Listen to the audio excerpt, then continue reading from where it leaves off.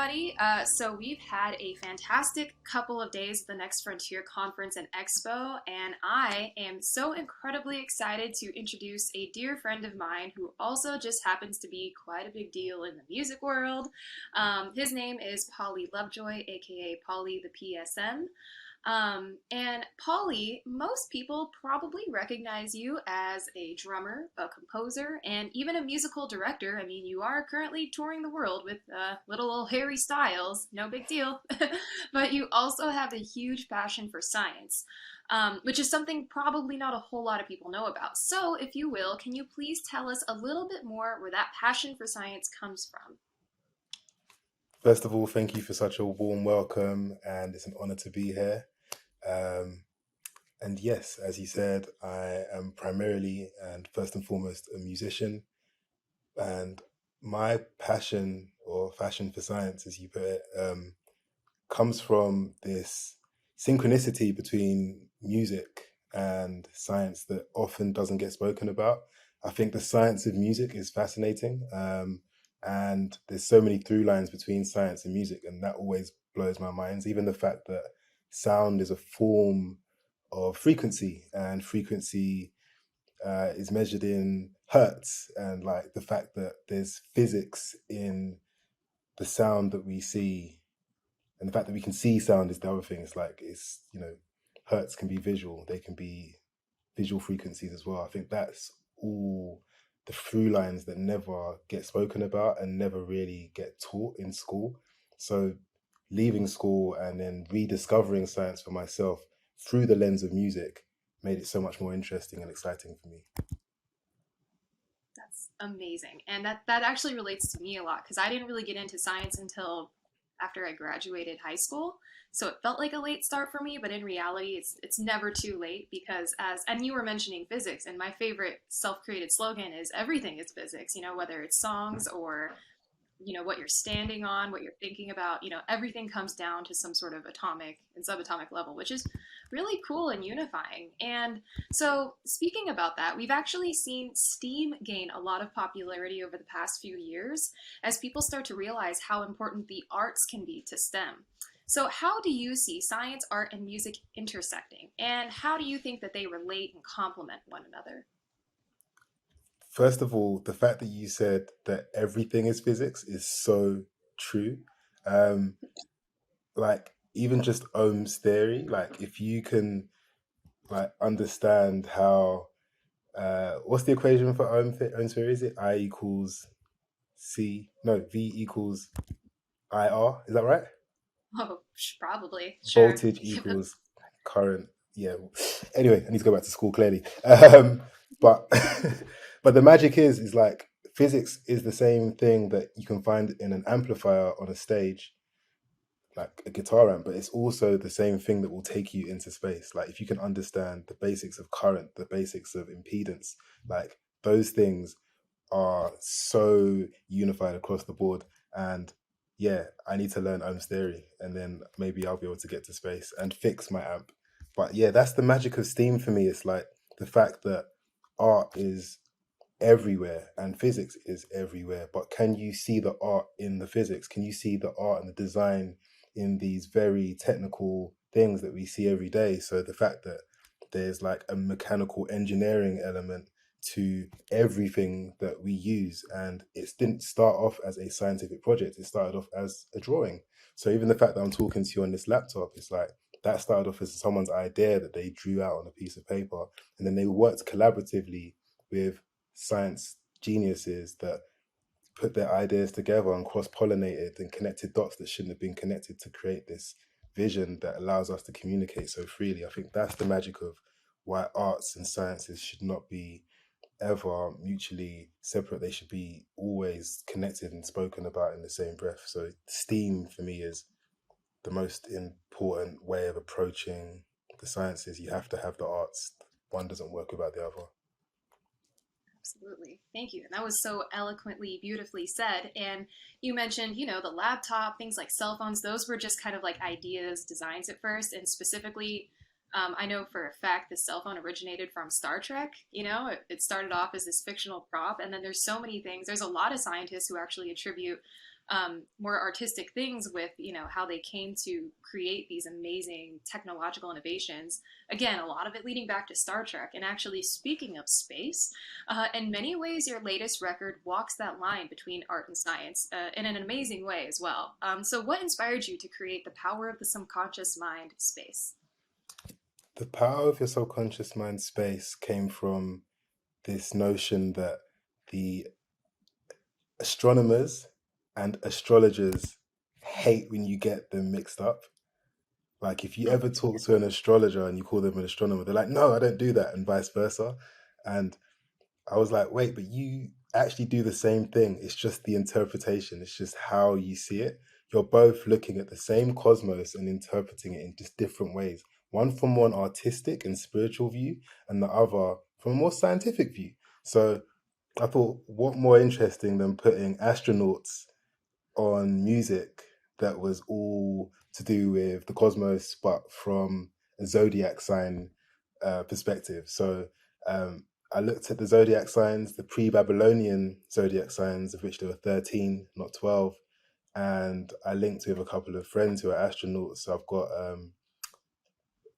Jean-Francois Clairvoy, who's a French astronaut, and Ron Garan, who's an American astronaut, who both did these amazing prose, like spoken word pieces, alongside astrological sign music. Um, and yeah, I just didn't want there to ever be this disconnect between things that are clearly connected. I think we've created these barriers. And then the more you talk to astronauts, they always talk about this overview effect of when they go out into space and then they come back, they look back at Earth and they're like, there's no barriers, we're all the same.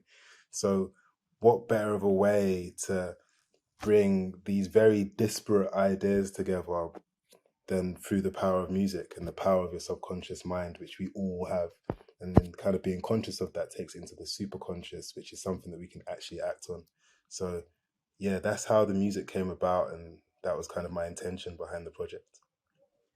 Wow, that's amazing. And I love that you started with there's a little point of contention between astrologers and astronomers.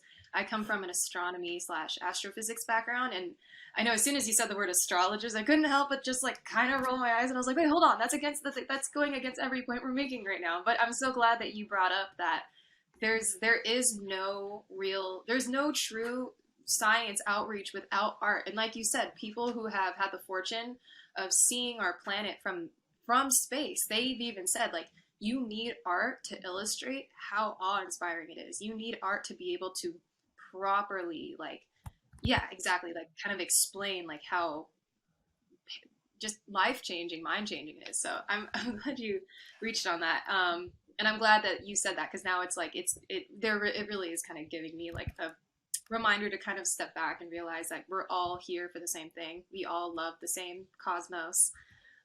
And like you said, it is a point of interpretation. So I appreciate that. And again, speaking of being in space, you had the first ever music video shot in space. What? Like how? I know personally, music videos are already extremely difficult to shoot, let alone in zero gravity. So tell us everything. How did you make that happen? What was the coolest part? And what were some of the biggest challenges you ran into? Okay, so this is a bit of a loaded question for me because it's an artistic idea that it was shot in space. It wasn't actually shot in space. Like I didn't go to space. I'm not an astronaut. Um, Jade's mind's just been blown. I'm sorry. Um, but this is the thing. It's like I I was never under the impression as a kid that I could go to space. And if I knew I could have gone to space, then I probably would have studied harder with the sciences and engineering and just kind of figured out a way of doing it through that. But I knew that that wasn't really my portion. So I was like, how can I get to space? And CGI was probably the easiest way. But the whole point was, what would space look like through the lens of a musician? What would space look like through the lens of this black kid from North London, where he's trying to communicate with the homies back at Earth, being like, hey, I'm in space. Like, how did I even get here? And there's like a whole narrative of it like being a total accident. They mixed me up for Leland Melvin, that they thought they were sending him and they ended up sending me by accident. Um, and I premiered it at NASA Kennedy Space Center, and in front of a bunch of astronauts, and they thought it was hilarious. And I think for me, it was just like trying to open their eyes into the fact that space isn't as inclusive as a lot of people probably think it is. I didn't grow up with the space race like our parents did.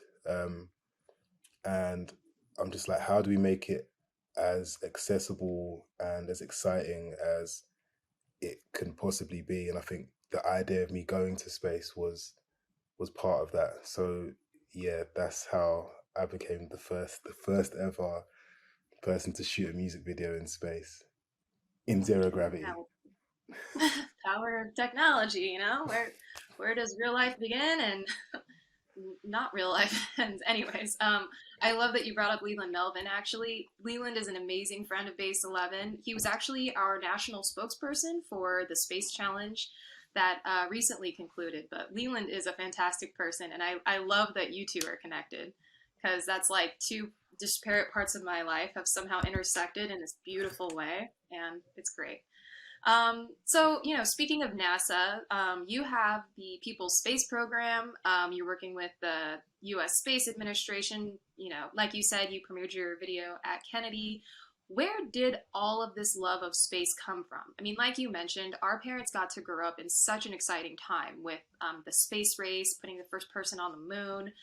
And, we grew up with some exciting stuff. We grew up with Star Wars and Bill Nye the Science Guy, Neil deGrasse Tyson. But let's, be frank, that wasn't as exciting as, like, oh my goodness, like, first person on the moon. Wow, life changing. So, yeah. So, where did your love for space stem from? And what do you hope these types of partnerships, like those with like government funded agencies in the STEM fields, places like NASA and things like that. What do you hope those types of partnerships will bring in the future?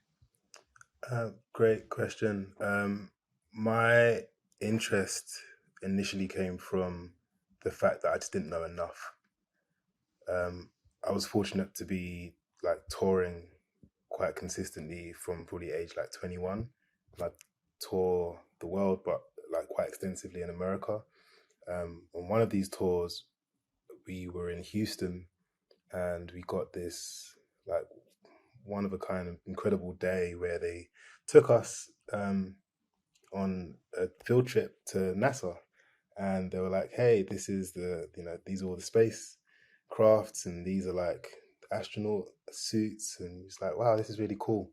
But in the back of my mind, I was like, I don't know, 21, 22. I was like, did man even go on the moon? Like, I didn't really know enough. I was kind of skeptical about the whole thing. My only like perspective of space was probably like from Star Trek. So I was like, yeah, whatever. This is all sci-fi to me.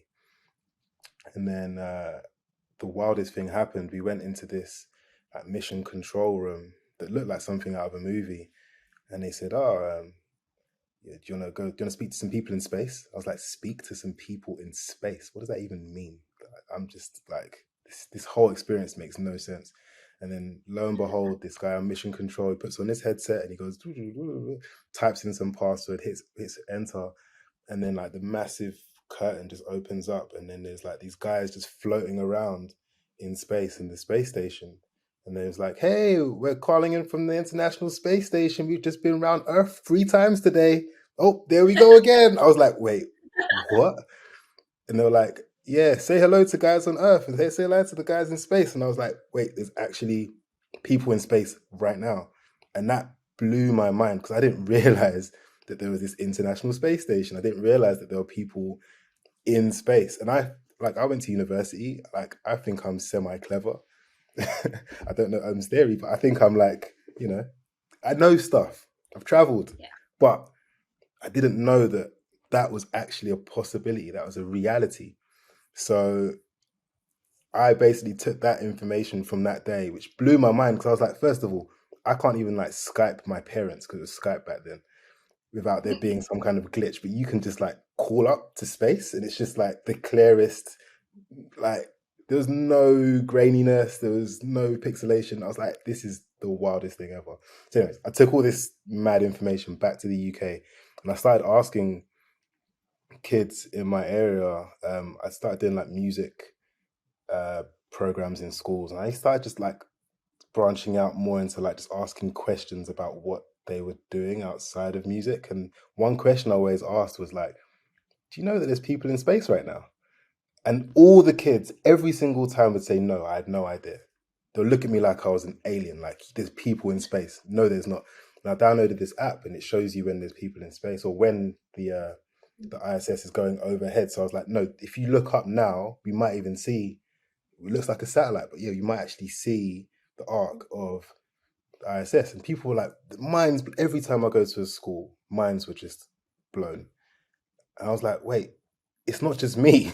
There's people, there's a whole generation that are so disenfranchised and so like unaware of what's happening outside of Earth, you know, let alone outside of their neighborhood. So that's why I started the People's Space Program. It was just a way of directly going and speaking to kids and showing them that there is a future for them outside of the remits of what school is teaching right now. And the whole thing for me was like, how do I teach it in a lens that makes it more accessible for kids that look like me?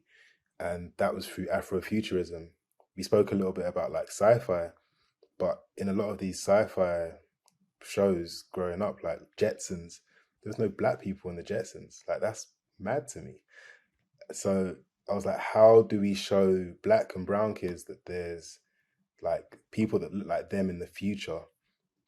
So I learned about Afrofuturism, and that was the way that I would teach about space. So I was like, yes, you can get to space and you can draw yourself in space and you can have an image of yourself and it can look like whatever you want it to look like because it's never been done before.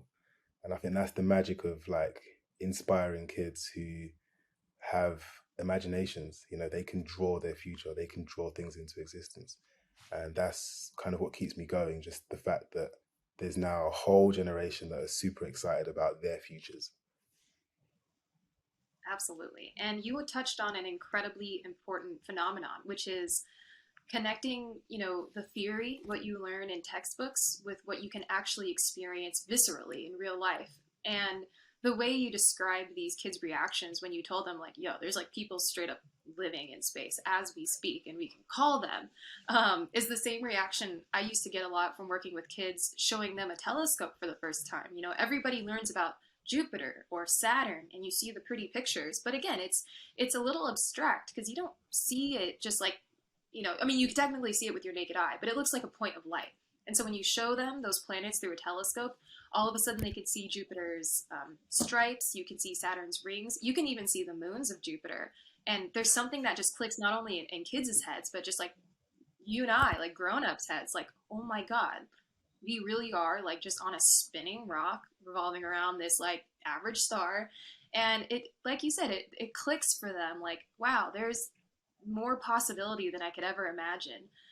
Whether that, is tied back to some sort of career choice or pursuing a certain type of dream or just expanding their horizons mentally and psychologically.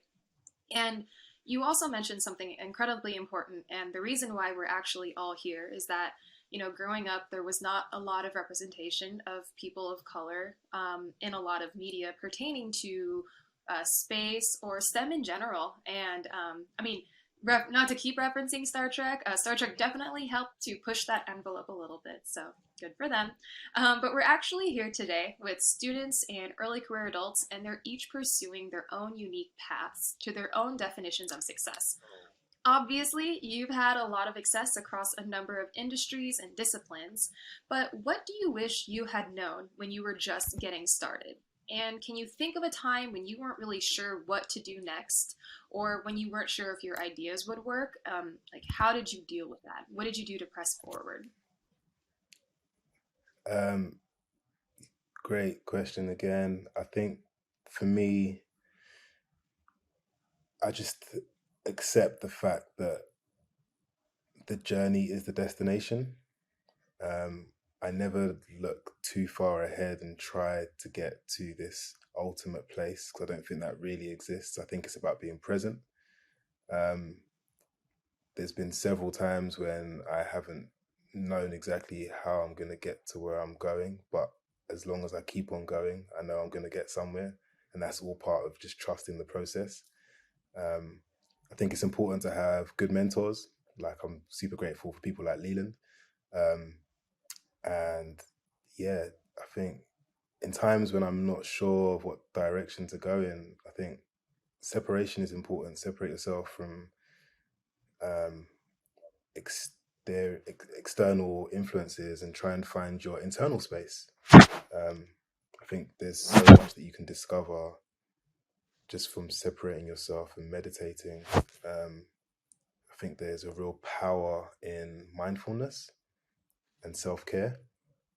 Um, and like, education can be self-care. Like, the essence of education is to look within and to discover from within, not to kind of learn from an external perspective. So I think that's been it for me, like, really knowing that the journey is truly the destination. And yeah, I don't really see my success as a product of anything except for hard work. And like, success is so difficult to define. Is it like an award, or is it, being self-sustainable? I'm not sure. For me, it's just the fact that I'm present and I'm able to do this, even being able to share my experiences. That's a massive success for me. So I'm just grateful, and I'm hoping that I can continue to have these conversations with people that are interested, because it helps me drive forward, and I think it also helps other people to realize who they are. So yeah, it's a conversation, it's a dialogue, and long may it continue. Awesome. Thank you. That was beautifully said. And actually makes me super excited to ask about this next question, which is looking to the future for you. What's on the horizon? What's next, and what are you excited about? Um, the future for me consists of more connecting the dots. Like, I love connecting the things that on paper shouldn't work, like music in space, or what I've done with this album, which is space in music. So I just love the idea that anything is possible. And yeah, I love kind of making a mess. And there's so many through lines with art and with music. It's like, in art, if you have a blank canvas, you scribble a bunch of things down and you try and make a painting, and you make a mess and you might start again. It's the same with science. Like, you try and work out an equation and it all goes totally wrong. You might have like something combust, but you just start again. And that's the magic. You just fail and fell off and fell forward. And that's what I love doing more than anything, making a mess and combusting. But yeah, just yeah, connecting the dots that shouldn't be connected. That's my jam. Exactly. And hopefully you mean combusting, not literally, but definitely figuratively. Don't want That's the you one. blowing up anytime soon. And that's wonderful. So, and to close, not only this wonderful conversation, but these amazing past couple days where we've all been inspired and empowered, hopefully, to push forward and reach new heights in our careers and otherwise. I would like to revisit what you just mentioned, which is that beautiful intersection of things that seem disparate at first, but end up colliding beautifully, such as art and science. So, for the future world changers out here with us today, how can they start to combine interests, chase big ideas, or disrupt the ways things are usually done? You seem to have mastered that fine art of, like you said, failing forward, and continuing to fail until you get to where you want to get. What advice do you have for those young folks out there today? Um, I don't know if I have any advice. I think the best advice is to not take advice from people that haven't been to where you want to go. Um, and I don't know where anyone wants to go. So I'd be the worst person to give any specific advice. But I'd say, be like the astronaut, be like the musician.